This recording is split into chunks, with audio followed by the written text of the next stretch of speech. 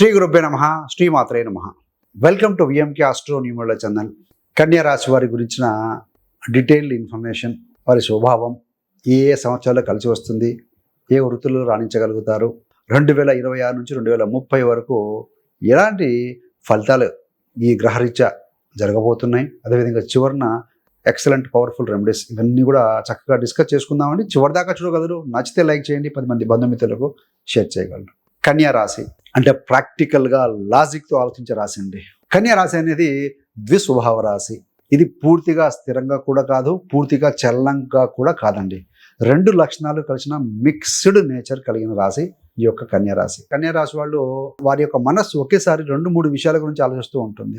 ఉన్న వయసు కంటే కొంచెం తక్కువ కనపడే రకంగా ఉంటారు. ఎప్పుడు లోపల ఏదో విశ్లేషణ, ప్లానింగ్, కంపారిజన్ నడుస్తూనే ఉంటుందండి కన్యా రాశి వారికి.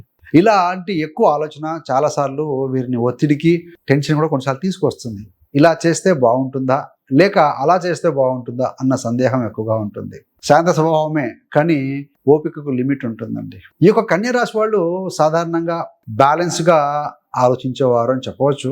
ఎవరు కరెక్ట్, ఎవరు తప్పు అంచనా వేసి చూసేటువంటి అనాలిసిస్ వీరి దగ్గర ఉంటుందండి. ఎక్కువగా ఆలోచిస్తారు కానీ ఓపికగా పరిశీలించి నిర్ణయం తీసుకునే అలవాటు కూడా ఉంటుంది. బయటికి చూస్తే చాలా కూల్, చాలా అడ్జస్ట్ అయ్యే వ్యక్తిలాగా కనిపిస్తూ ఉంటారు. కానీ లోపల వారి గీత కనుక దాటితే ఒక్క క్షణంలో ఎట్లాంటి బంధమైనా సరే వదిలివేసే గట్టి మనస్సు కూడా కలిగి ఉంటారు వీళ్ళు. భావోద్వేగం అనేది కన్యా రాశి వారికి లోపల చాలా ఉంటుందండి, బయటికి రాదు. మరి కన్యా రాశి వారికి బాగా కలిసి వచ్చే రాశులు ఏంటి, ఫ్రెండ్లీనెస్ ఏంటి, ఫ్రెండ్షిప్ అయితేనేమి, ప్రేమ జీవితం అయితేనేమి, జనరల్గా సపోర్ట్ కోసం కన్యా రాశి వారికి బాగా సహకరించే రాశులు ఏమైనా ఉన్నాయంటే మొదటిది వృషభ రాశి, మిథున రాశి, తుల రాశి, మకర రాశి మరియు కుంభరాశి. ఈ రాశుల వాళ్ళతో బాగా అర్థం చేసుకునే బంధం ఏర్పడుతుందండి.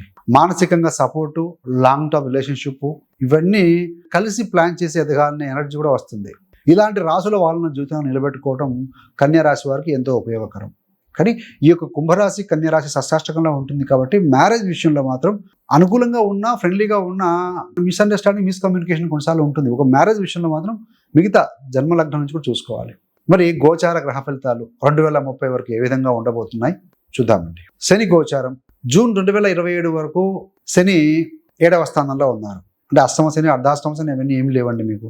7వ స్థానం అంటే దాంపత్య జీవితము, బిజినెస్ పార్ట్నర్షిప్, పెద్ద పెద్ద ఒప్పందాలు. సో కాబట్టి ఈ స్థితిలో మ్యారిటల్ లైఫ్లో కొంత అసంతృప్తి, చిన్న చిన్న గొడవలు రావచ్చు. ఇద్దరు కూడా తమ మాట మీద పట్టుబడ్డం, స్టబ్బన్గా ఉండటం కొంచెం కనపడుతూ ఉంటుంది. ఏదైనా పెద్ద స్థాయి ప్రాపర్టీ డీల్స్ కానీ, పెద్ద బిజినెస్ పార్ట్నర్షిప్ ఫైనల్ అయ్యే దాంట్లో లేట్ అవ్వడం, శని ఆలస్యానికి కారకుడు కాబట్టి కొంత హోల్డ్లో ఉండొచ్చు. సో డైలీ ఇన్కమ్ కోసం